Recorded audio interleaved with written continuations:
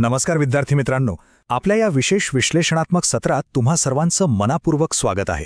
आज आपण काय पाहणार आहोत तर तुमच्या एमएच सेट आणि नेट परीक्षेतील अत्यंत महत्त्वाचा आणि तुम्हाला सर्वात जास्त गुण मिळवून देणारा एक टॉपिक, तो म्हणजे युनिट 9 लोक, विकास आणि पर्यावरण.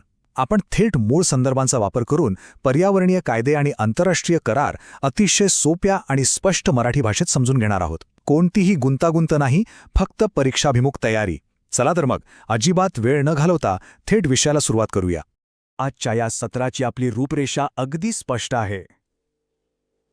आपण सुरुवात करणार आहोत आपल्या देशाच्या पर्यावरण संरक्षण कायद्यापासून, त्यानंतर भारताचा नॅशनल ॲक्शन प्लॅन, आणि मग आपण आंतरराष्ट्रीय स्तरावर जाणार आहोत, जिथे आपण रिओ परिषद, मॉन्ट्रियल प्रोटोकॉल, क्योटो आणि पॅरिस करार, आणि शेवटी आंतरराष्ट्रीय सौर आघाडी यावर चर्चा करणार आहोत. स्थानिक पातळीवरून जागतिक पातळीकडे जाणारा हा प्रवास तुमच्या परीक्षेच्या तयारीसाठी एक उत्तम नकाशा ठरणार आहे. तर आपला पहिला थांबा आहे तो म्हणजे आपला स्वतःचा स्थानिक कायदा, पर्यावरण संरक्षण कायदा 1986. हा आपल्या भारतीय पर्यावरणीय कायद्यांचा पायाच आहे असं म्हटलं तरी चालेल.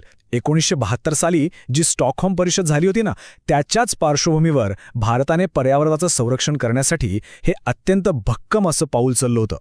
आता इथे लक्ष द्या, कारण इथे एक अतिशय महत्त्वाची एक्झाम ट्रिक लपलेली आहे. तुम्हाला परीक्षेत वारंवार एक प्रश्न दिसेल, छत्री कायदा किंवा अम्ब्रेला लेजिस्लेशन कशाला म्हणतात? त्याचं सरळ उत्तर आहे पर्यावरण संरक्षण कायदा 1986. बरं, हा कायदा इतक्या घाईघाईत का लागू करावा लागला? त्याचं मुख्य कारण म्हणजे भोपाळ वायू दुर्घटना.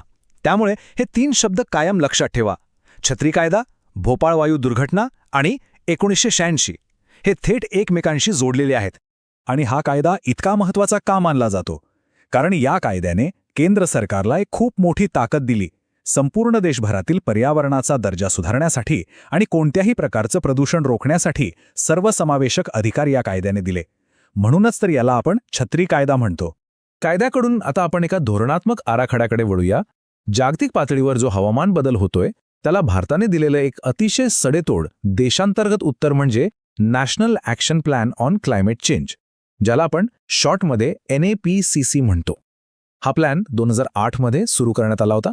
आता ही जी NAPCCची 8 उद्दिष्ट किंवा मिशन्स आहेत ना, ही अतिशय काळजीपूर्वक अभ्यासायची आहेत. मी तर म्हणेन ही 8ही उद्दिष्ट तुमची तोंडपाठच असायला हवीत, कारण परीक्षेत हमखास एक प्रश्न येतो जिथे 4 पर्याय दिले जातात आणि विचारलं जातं यापैकी कोणतं उद्दिष्ट NAPCC मध्ये नाही, म्हणजे तो ऑड वन आउट ओळखायचा असतो. त्यामुळे सौर मिशन, जल मिशन, ग्रीन इंडिया मिशन असे हे 8ही मुद्दे पक्के ध्यानात ठेवा. इथे मार्क्स गेलेच नाही पाहिजेत. राष्ट्रीय पातळीवरून आता आपण थोडं जागतिक पातळीवर वळूया. साल होतं 1992. United nations conference on environment and development म्हणजेच UNCED ही परिषद भरली होती. पर्यावरण रक्षणाच्या इतिहासातली ही एक अत्यंत क्रांतिकारी घटना मानली जाते. याच परिषदेला आपण सर्वजण रिओ अर्थ समिट म्हणून ओळखतो. आता ही कालमर्यादा किंवा टाईमलाईन डोळ्यात साठवून ठेवा. परीक्षेत जोड्या जुळवा किंवा योग्य कालानुक्रम ओळखा असे प्रश्न आले की हा व्हिज्युअल मॅप तुम्हाला 2 मार्क्स नक्की मिळवून देणार. सुरुवात 1986च्या भारताच्या कायद्यापासून, लगेचच पुढच्या वर्षी 1987ला मॉन्ट्रियल प्रोटोकॉल, मग 1992ची रिओ परिषद, 1997ला क्योटो, 2008चा भारताचा NAPCC आणि शेवटी 2015चा पॅरिस करार. पाठांतरासाठी हा एकदम बेस्ट शॉर्टकट आहे. या रिओ परिषदेतून मुख्यतः 5 मोठ्या गोष्टी साध्य झाल्या. यातलंही एक नाव तुम्हाला वारंवार ऐकायला मिळेल, ते म्हणजे अजेंडा 21. जेव्हा जेव्हा तुम्हाला परीक्षेत अजेंडा 21 हा पर्याय दिसेल तेव्हा तो थेट शाश्वत विकास किंवा सस्टेनेबल डेव्हलपमेंट आणि रिओ परिषद 1992 यांच्याशीच जोडायचा. ही एक ट्रिक कायम लक्षात ठेवा. आणि हो, याच परिषदेतून UNFCCC आणि CBDचा सुद्धा जन्म झाला होता. रिओ परिषदेनंतर आता आपण काही अशा करारांवर लक्ष केंद्रित करणार आहोत जे पर्यावरणाच्या एका विशिष्ट समस्येवर फोकस करतात. ते म्हणजे मॉन्ट्रियल प्रोटोकॉल आणि जैविक विविधता करार, ज्याला आपण CBD म्हणतो. हे ओझोन आणि जैवविविधतेचे रक्षण करण्यासाठी बनवले गेले आहेत. आता इथे पुन्हा एकदा एक महत्त्वाचा आकडा समोर आलाय, 1986. आता तुम्ही म्हणाल, हा तर भारताचा पर्यावरण कायदा आहे. बरोबर, पण मॉन्ट्रियल प्रोटोकॉलच्या संदर्भातही हा एक अतिशय महत्त्वाचा डेटा पॉइंट आहे. मॉन्ट्रियल प्रोटोकॉलवर स्वाक्षरी झाली 1987 मध्ये, पण ओझोनला हानी पोचवणाऱ्या CFCचं उत्पादन कमी करण्यासाठी जे बेस इयर किंवा आधारभूत वर्ष ठरवण्यात आलं होतं ना, ते 1986चं होतं.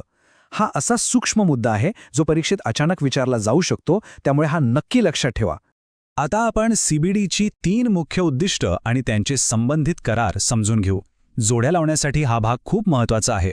जैवविविधता संवर्धन म्हटलं की कार्टाजेना प्रोटोकॉल, ज्याला आपण बायोसेफ्टीशी जोडतो, आणि अनुवांशिक संसाधनांची न्याय्य वाटणी किंवा जेनेटिक रिसोर्सेस म्हटलं की नागोया प्रोटोकॉल हे नाव डोळ्यासमोर यायलाच हवं. हे अगदी क्लिअर कट लक्षात ठेवायचं आहे. आता आपण वळूया जागतिक हवामान करारांच्या उत्क्रांतीकडे, जे मुळात UNFCCC मधून निर्माण झाले. जागतिक तापमान वाढीला कारणीभूत असणाऱ्या हरितगृह वायूंचा म्हणजे ग्रीनहाऊस गॅसेसचा सामना करण्यासाठी क्योटो आणि पॅरिस हे 2 अतिशय महत्त्वाचे करार आहेत. सामायिक पण वैविध्यपूर्ण जबाबदाऱ्या किंवा CBDR हा शब्दप्रयोग ऐकायला थोडा जड वाटतो ना, पण हा क्योटो प्रोटोकॉलचा मूळ गाभा आहे. याचा अर्थ काय, तर पृथ्वीला वाचवण्याची जबाबदारी आपल्या सर्वांची म्हणजेच सामायिक आहे. पण ज्या विकसित देशांनी आत्तापर्यंत जास्त प्रदूषण केलंय त्यांची जबाबदारी थोडी जास्त म्हणजेच वैविध्यपूर्ण आहे. त्यामुळे क्योटो प्रोटोकॉल अंतर्गत या विकसित देशांवर उत्सर्जन कमी करण्यासाठी कायदेशीर बंधनं टाकण्यात आली होती. विद्यार्थी मित्रांनो, क्योटो आणि पॅरिस करारांमधील हा फरक एकदा डोक्यात फिट बसवा, म्हणजे तुमचा गोंधळ कधीच उडणार नाही. क्योटो प्रोटोकॉलमध्ये विकसित देशांवर उत्सर्जन कमी करण्यासाठी कायदेशीररित्या बंधनकारक टार्गेट्स होती. त्याला लीगली बाइंडिंग म्हणतात. पण पॅरिस करारामध्ये तसं नाहीये. तिथे सर्व देशांनी स्वतःहून काही उद्दिष्ट ठरवली आहेत, ज्याला आपण NDCs म्हणजे राष्ट्रीय स्तरावर निर्धारित योगदान म्हणतो. आणि या पॅरिस कराराचं मुख्य ध्येय काय आहे, तर जागतिक तापमान वाढ 1.5 अंश सेल्सिअसच्या खाली ठेवणं. हवामान बदलावरील करारानंतर आता आपण एका अत्यंत आधुनिक आणि खूप महत्त्वाच्या जागतिक प्रयत्नाकडे पाहणार आहोत. आणि विशेष म्हणजे यामध्ये भारताचं नेतृत्व अतिशय मोलाचं आहे. ती म्हणजे आंतरराष्ट्रीय सौर आघाडी. 101 हा आकडा काय माहितीये? आंतरराष्ट्रीय सौर आघाडी ही मूळतः सौर ऊर्जा विपुल प्रमाणात उपलब्ध असलेल्या 121 देशांची एक आघाडी आहे.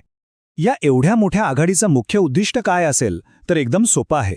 जीवाश्म इंधनावरील म्हणजे फॉसिल फ्युएलवरील आपलं अवलंबित्व कमी करायचं आणि जगभरात सौर ऊर्जेचा जास्तीत जास्त वापर करायचा. ही भन्नाट संकल्पना भारतानेच मांडली आणि 2015च्या पॅरिस कराराच्या वेळी ती खऱ्या अर्थाने प्रत्यक्षात आणली गेली. बरं, आपण आज खूप सारी माहिती पाहिली, कायदे बघितले, करार बघितले. पण आता खरा प्रश्न हा आहे की नेट किंवा सेटच्या परीक्षेच्या दिवशी या सर्व संकल्पना अचूक कशा लक्षात ठेवायच्या, कमी वेळेत अचूक उत्तर कसं निवडायचं, यासाठी आपल्याकडे एक सॉलिड रणनीती असायला हवी. आणि ती रणनीती म्हणजे ही कीवर्ड्सची ट्रिक. हे जे कीवर्ड्स आहेत ना, ते डोक्यात अगदी पक्के करून ठेवा.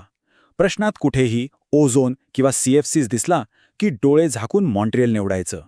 अजेंडा 21 आलं की रिओ, हरितगृह वायू किंवा CBDR शब्दांवरून क्योटो ओळखायचा, आणि 1.5 अंश सेल्सिअस किंवा NDCs शब्दांवरून थेट पॅरिस करार.